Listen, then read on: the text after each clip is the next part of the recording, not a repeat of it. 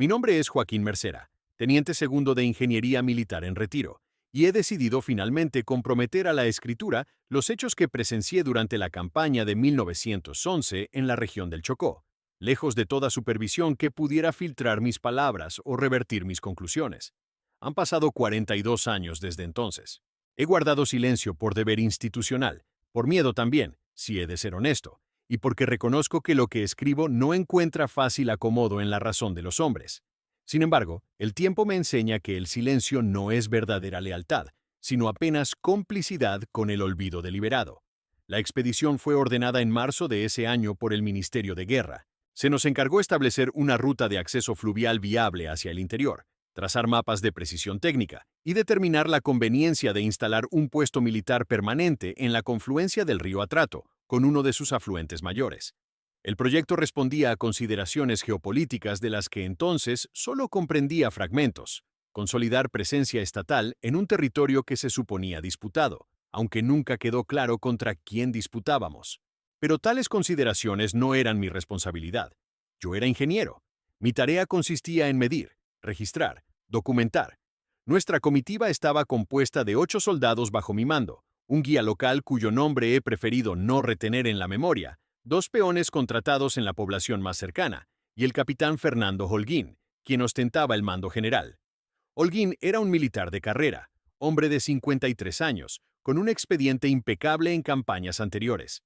Si alguien podría haber interpretado correctamente lo que encontramos, habría sido él. En cambio, fue precisamente su experiencia, supongo, la que le impidió admitir que enfrentábamos algo sin precedentes en sus registros. Partimos a mediados de abril. Los preparativos duraron más de lo previsto. La adquisición de equipos de precisión para topografía, las provisiones, la negociación con arrieros locales para el transporte inicial, todo consumió semanas. Recuerdo la lentitud deliberada de esos trámites. Ahora comprendo que era ella misma un presagio. En tiempos de incertidumbre, los hombres procrastinamos involuntariamente, como si una parte oscura de nosotros quisiera evitar lo que sabemos que eventualmente sucederá. El viaje fluvial comenzó sin particularidades notables. El paisaje era el esperado para esa región: vegetación densa, agua lodosa de color ocre, el constante zumbido de insectos. Nuestro guía nos señalaba puntos de referencia que supuestamente eran conocidos entre los indígenas y pobladores antiguos de la zona. Yo tomaba medidas de profundidad, anotaba la velocidad aproximada de la corriente, dibujaba en mis cuadernos los meandros del cauce. El capitán Holguín permanecía sentado en la proa, observando la selva con la disciplina de quien ha pasado su vida catalogando territorios. Durante los primeros 10 días no hubo nada que no pudiera explicarse mediante las categorías ordinarias de una expedición de exploración. Establecimos un campamento base el 28 de abril, en una pequeña elevación que garantizaba drenaje adecuado y visibilidad hacia el río. Desde allí realizaríamos exploraciones más profundas hacia el interior, dejando provisiones y un pequeño destacamento permanente. Fue el 30 de abril cuando el guía se rehusó a continuar hacia el norte. Simplemente se negó, sin elaborar explicaciones que fueran coherentes. Dijo algo en la lengua local que nuestros peones se rehusaban a traducir directamente. El capitán Holguín lo presionó, como era su costumbre. El guía finalmente emitió palabras en español fragmentarias. No se va allá. El agua está mala. Hay cosa que se mueve debajo. Lo interpretamos como superstición, como miedo típico de población no educada. Reemplazamos al guía con uno de nuestros propios soldados, Ramírez, quien había crecido en regiones cercanas y poseía cierta familiaridad con la selva. Continuamos hacia el norte durante 3 días más. Las mediciones de profundidad comenzaron a revelar anomalías. En ciertos sectores del río, el fondo alcanzaba profundidades de 20 a 24 metros, lo cual era inusual para un afluente de ese ancho. No encontraba explicación geológica plausible. El lecho debería mostrar depósitos graduales, sedimentación previsible. En cambio, las ondas revelaban cavidades, depresiones abruptas, como si el río tuviera cicatrices. El 4 de mayo, por la tarde, el comportamiento de los animales se modificó. Nuestros caballos, que hasta entonces se aproximaban al agua sin mostrar inquietud particular, comenzaron a negarse a beber. Los obligábamos, pero retrocedían. Los pájaros, que poblaban constantemente la vegetación con su ruido, desaparecieron del sector en el que acampábamos. No era una ausencia gradual, era definitiva, como si hubieran sido instruidos de abandonar el lugar. He descubierto que la memoria de los hombres tiende a borrar los indicios menores. Se recuerdan los momentos de crisis, pero no la verdadera cronología de advertencias que los precede. Ahora, al revisar mis notas de campaña, veo que el 4 de mayo registré comportamiento de fauna alterado, causa indeterminada. Palabras tan anodinas, tan insuficientes. ¿Cómo habría podido escribir entonces? Algo nos observaba, ¿y los seres que compartían ese territorio lo sabían mejor que nosotros? El capitán Holguín decidió que acamparíamos en esa zona por al menos una semana más, para completar mediciones exhaustivas. Yo objeté, sin razones que pudiera articular completamente. Él desestimó mis objeciones como producto de nerviosismo. Tal vez tenía razón. La línea entre la prudencia y la cobardía es tenue. Fue durante la noche del 6 de mayo cuando sucedió lo que he aprendido a denominar el incidente de las aguas, aunque ese nombre es vago y probablemente incorrecto. Yo dormía bajo mi tienda, como hacía cada noche, cuando un sonido me despertó. No era un sonido convencional. Era más bien una ausencia, una sustracción de los ruidos nocturnos ordinarios seguida de un sonido distinto, mojado, pesado, como si el río mismo se hubiera convertido en materia sólida y se desplazara. Salí de la tienda. El campamento estaba en un estado de agitación controlada. Los soldados se habían incorporado, algunos con armas en mano, aunque nadie sabía contra qué apuntar. El capitán Holguín estaba de pie junto al fuego, examinando el río. Lo que veíamos era esto. El agua había comenzado a moverse de forma diferente. No era una crecida, que habría sido progresiva. Era como si el río, en una sección de aproximadamente 30 metros de largo, se desplazara horizontalmente, formando una proyección que emergía ligeramente del cauce normal, una distorsión o tumefacción del caudal. Permanecimos observando durante quizás 20 minutos. La proyección se movía lentamente, río abajo, en dirección contraria a la corriente. El agua brillaba. Eso es lo que más recuerdo ahora. No era un reflejo del fuego. Era como si el agua misma emanara una fosforescencia débil, casi imperceptible. A medida que la proyección se desplazaba, el río retornaba a su estado normal, pero en el área que dejaba atrás la noche parecía más negra, como si las aguas hubieran perdido su capacidad reflectante. Luego desapareció. He utilizado esa palabra, desapareció, muchas veces en los años posteriores al intentar describir el evento. Pero no es exacta. Simplemente cesó de ser visible. El río recuperó su apariencia ordinaria, aunque la textura del aire permanecía alterada, cargada de humedad que no había estado presente antes. El capitán Holguín ordenó establecer turnos de vigilancia nocturnos. Nadie durmió el resto de esa noche. A la mañana siguiente, realizamos una inspección exhaustiva del campamento y el perímetro cercano. No encontramos daños, ni señales de invasión, ni evidencia física de nada anómalo. El agua del río parecía completamente ordinaria. Sondé nuevamente los fondos en la zona donde había ocurrido el evento. Las profundidades eran nuevamente previsibles, consistentes con las mediciones anteriores. Fue como si nada hubiera sucedido. O como si hubiera sucedido en una dimensión del río que mis instrumentos de medición ordinarios no podían registrar. El capitán Holguín convocó a una reunión con los soldados bajo su mando. Su interpretación fue que habíamos presenciado un fenómeno de turbulencia fluvial causado por la combinación de corrientes subterráneas y cambios de presión. Explicación razonable, si no fuera porque sus palabras no cubrían el temblor en su voz mientras las pronunciaba. Yo no ofrecí interpretación alternativa. He pasado gran parte de mi vida adulta preguntándome si debería haberlo hecho. Esa noche, uno de nuestros caballos entró en un estado de pánico absoluto. Era un animal que hasta entonces había demostrado estabilidad, entrenado adecuadamente. Los soldados lo mantuvieron sujeto mientras se debatía con una fuerza que excedía la proporción normal de su masa corporal. Sus ojos miraban hacia el río, solo hacia el río. Espumajos salían de su boca. Finalmente, accedimos a guiarlo hacia el interior, alejándolo de la orilla. Se tranquilizó gradualmente, aunque permanecía temblando durante el resto de la noche. Los soldados comenzaron a conversar entre ellos. Pude captar fragmentos de sus conversaciones, murmuraciones sobre la cosa, sobre lo que vive adentro, sobre historias que sus abuelos contaban respecto a esa zona.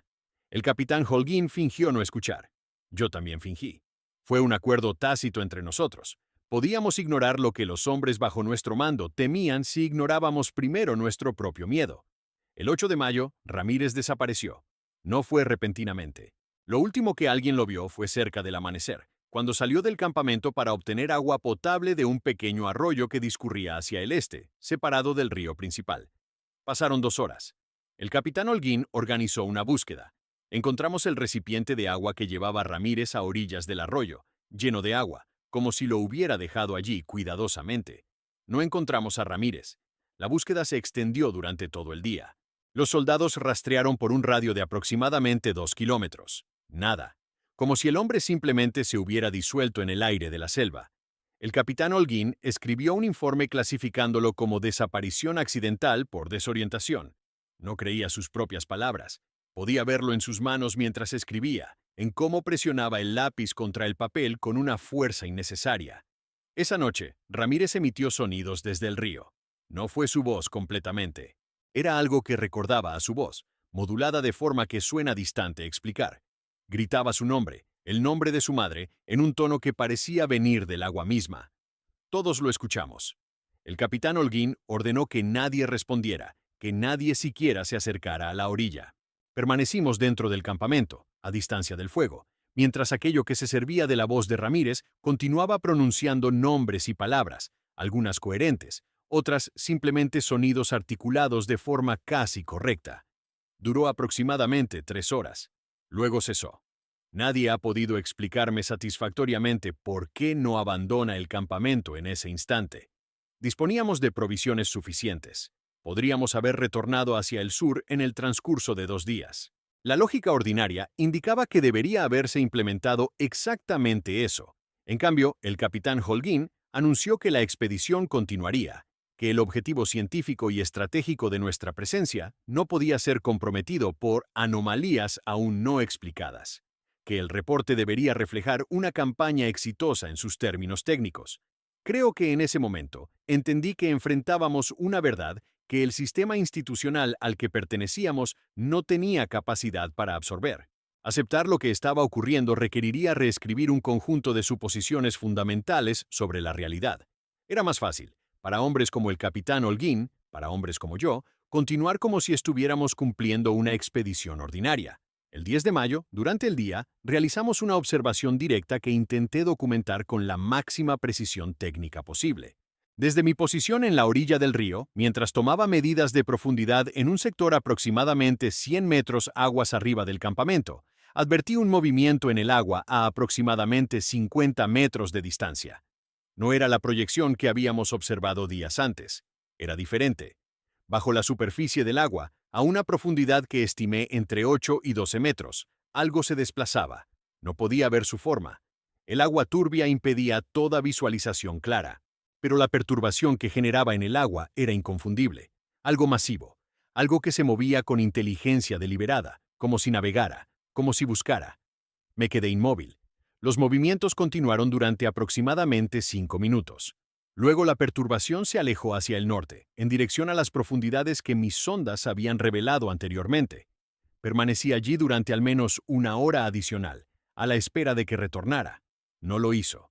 Cuando retorné al campamento y describí lo que había visto al capitán Holguín, su reacción fue más calmada de lo que esperaba. Dijo simplemente, probablemente un caimán de dimensiones mayores a lo ordinario. La región es conocida por ejemplares extraordinarios. Palabras que cubrían el verdadero significado de lo que ambos sabíamos, que lo que se movía bajo el agua no era ningún animal convencional. Esa noche escribí en mi diario, la presencia se hace más evidente. Hemos ingresado a territorio que no nos pertenece. La expedición debe terminar. Pero no terminó. El capitán Holguín extendió su duración nuevamente, por una semana adicional. Necesitaba completar mediciones, dijo. Necesitaba establecer conclusiones definitivas. Sé ahora que lo que realmente necesitaba era tiempo para procesarse mentalmente, para encontrar un modo de retornar sin parecer que huía. El 12 de mayo, otro soldado, García, evidenció signos de enfermedad. Fiebre alta, delirio. Al principio pensamos que era malaria o alguna infección tropical ordinaria, pero el tipo de delirio que manifestaba no parecía resultado de parasitosis común. García hablaba del río como si fuera un ser vivo y consciente. Describía sensaciones de ser observado desde las profundidades. Decía que podía sentir sus pensamientos, aunque luego no podía explicar qué contenían esos pensamientos. No tenía medicinas específicamente efectivas. Lo mantuve bajo vigilancia, controlé la fiebre con compresas de agua fría. Después de 3 días, la fiebre cedió, pero García nunca recuperó su estado mental completamente. Permanecía silencioso, mirando hacia el río durante horas. Los otros soldados lo evitaban. El 14 de mayo decimos partir. El capitán Holguín finalmente accedió. Dijo que había sido recolectada información suficiente. El retorno comenzaría al día siguiente. Esa noche, probablemente la última que pasaríamos en ese lugar, el capitán Holguín me pidió que lo acompañara a caminar por el perímetro del campamento. Estábamos solos, fuera del rango de escucha de los soldados. Él dijo: «Ha llegado a la conclusión, teniente, de que lo que encontramos aquí desafía registro convencional». Respondí que era así, aunque expresado de forma menos directa. Continuó: «El ministerio necesitará un informe. Necesita conclusiones que puedan ser integradas en el entendimiento ordinario de la realidad. ¿Comprende?». Comprendía. «Su documento técnico será valioso, teniente. Sus mediciones, sus observaciones precisas, todo ello constituirá el registro oficial. Pero algunos eventos, ciertos ocurridos, no requieren inclusión en ese documento. Un expediente puede ser técnicamente completo sin ser exhaustivamente confesional. ¿Está de acuerdo?». Era una pregunta formulada como si no fuera una pregunta. En mi posición, con mi grado, con mi dependencia económica del sistema militar, solo había una respuesta posible. «Comprendo, capitán», respondí. Continuamos caminando. El río sonaba diferente esa noche. El sonido del agua parecía llevar componentes que no había escuchado claramente antes. O tal vez simplemente mi estado mental estaba más atento a tales detalles, más dispuesto a interpretar ambigüedad como significado. El capitán Holguín se detuvo en un punto donde la orilla descendía hacia el agua. «He estado en muchas campañas», dijo. «He visto territorios que los mapas no capturan, que la administración central no imagina. Hay lugares en este país que no fueron creados para hombres como nosotros. Lugares que tienen sus propias leyes, sus propias presencias. Algunos hombres a lo largo de los siglos han aprendido a respetarlos. Simplemente no pasan por allí. No es cobardía, es reconocimiento de límites». No respondí. Sabía que sus palabras constituían la única confesión completa que jamás haría. «Retornaremos mañana», continuó. «Completaremos el retorno sin incidentes adicionales. Escribirá un informe técnico impecable, con mediciones, con conclusiones sobre viabilidad de la ruta fluvial, con recomendaciones respecto al puesto militar. Las recomendaciones serán negativas. Dirá que la región presenta dificultades geológicas no previstas, que la inversión no es justificada. El ministerio aceptará eso. Se construirán puestos militares en otros sectores. Seguiremos adelante». «¿Y García?», pregunté. «García enfermó durante la expedición. Probablemente recuperará su salud después del descanso y la asistencia médica adecuada en la capital. Si no lo hace, bien. Entonces simplemente fue un soldado que falleció por enfermedad tropical. Desgraciadamente ordinario». Comprendía el cálculo que realizaba. Eran cálculos que había aprendido a realizar yo también, durante años de servicio militar. Cómo transformar lo anómalo en procedimiento administrativo. Cómo desaparecer hechos no mediante negación explícita, sino mediante clasificación, segregación de documentos, difusión de responsabilidad. Retornamos al campamento. El capitán Holguín se retiró a su tienda. Yo no dormí esa noche. Escribí en mi diario privado, registrando detalles que no incluiría en ningún informe oficial. Mi narración, la que estoy escribiendo ahora, tiene como fuente ese diario. El retorno fue expedito. Comenzamos el 15 de mayo. Para el 22 de mayo habíamos retornado a la ciudad de partida. Los soldados fueron dados de baja o asignados a otros destacamentos. García fue enviado a un hospital militar. El capitán Holguín presentó el informe preliminar. Yo escribí el informe técnico durante el mes siguiente. Era un documento bien estructurado, con recomendaciones negativas basadas en argumentos geológicos e hidrográficos. El ministerio aceptó las conclusiones. Nunca se construyó el puesto militar. Durante los años siguientes, la atención política se desvió hacia otras regiones. El río y el territorio que lo rodea fue dejado en paz. Permanecí en el servicio militar durante 12 años adicionales. Ascendí a capitán. Realicé otras expediciones, otras mediciones, otros informes, pero nunca retorné a la región del Chocó. Pasé años tratando de no pensar en ello. Eventualmente, los años hacen que el pensamiento sea inevitable.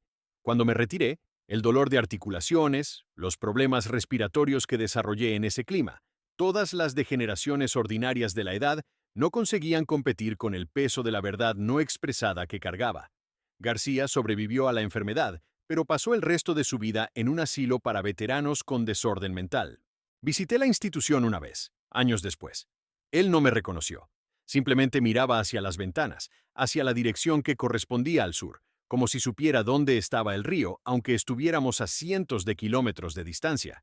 El capitán Holguín murió en 1943, en circunstancias que nunca quedaron completamente claras. Un documento de servicio registra que se ahogó en las aguas del río Magdalena, cerca de Bogotá, en lo que fue clasificado como accidente. Pero conocía suficientemente a Holguín para saber que no era un hombre propenso a accidentes. He vivido 42 años con el conocimiento de lo que existe en esa región, esperando que alguien en autoridad descubriera qué debería haber sido descubierto décadas antes. He esperado que archivos clasificados fueran desclasificados, que otros hombres que estuvieron allí pudieran hablar, que la verdad emergiera a la luz de algún modo racional. No ha sucedido. He llegado a la conclusión de que no sucederá, que el silencio institucional es demasiado profundo, demasiado conveniente para aquellos que prefieren que ciertos territorios permanezcan oficialmente inexplorados. Por eso he decidido crear este registro ahora, sabiendo que será descubierto después de mi muerte, cuando ya no pueda ser perseguido por ello, cuando la institución que una vez me contuviera sea incapaz de presionar por mi conformidad. La presencia continúa allí, estoy seguro. He leído informes de viajeros, de expediciones de investigación biológica que nunca completaron sus objetivos, de desapariciones no explicadas en esa zona. El patrón es consistente. Los hombres llegan con su equipamiento científico y sus certezas sobre la naturaleza del mundo.